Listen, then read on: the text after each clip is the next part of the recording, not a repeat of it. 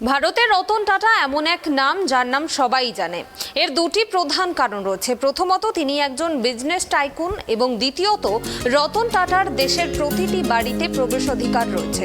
মানে রতন টাটা দেশে ব্যবহৃত প্রায় প্রতিটি পণ্যের উৎপাদন টাটা গ্রুপে অন্তর্ভুক্ত করেছেন।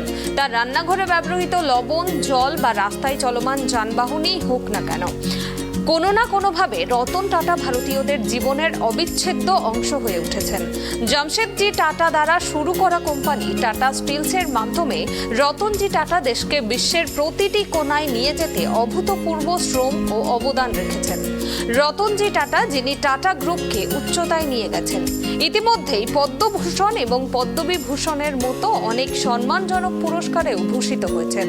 দেশ ও শিল্পের প্রতি তার আনুগত্য এবং অবদানের পরিপ্রেক্ষিতে রতন টাটাকে আজ মহারাষ্ট্র সরকারের শিল্প মন্ত্রক উদ্যোগ রত্ন পুরস্কার দিয়ে সম্মানিত করল।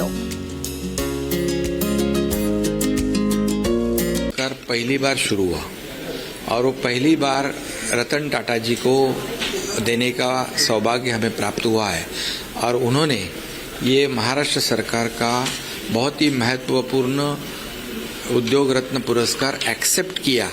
इसलिए मैं उनको बहुत धन्यवाद देना चाहता हूँ, उनका आभार व्यक्त करता हूँ, क्योंकि इस सम्मान की वजह से ये उद्योग रत्न पुरस्कार रतन टाटा जी को देने की वजह से इस पुरस्कार का ही मान सम्मान बढ़ा है, उसकी ऊंचाई बढ़ गई है।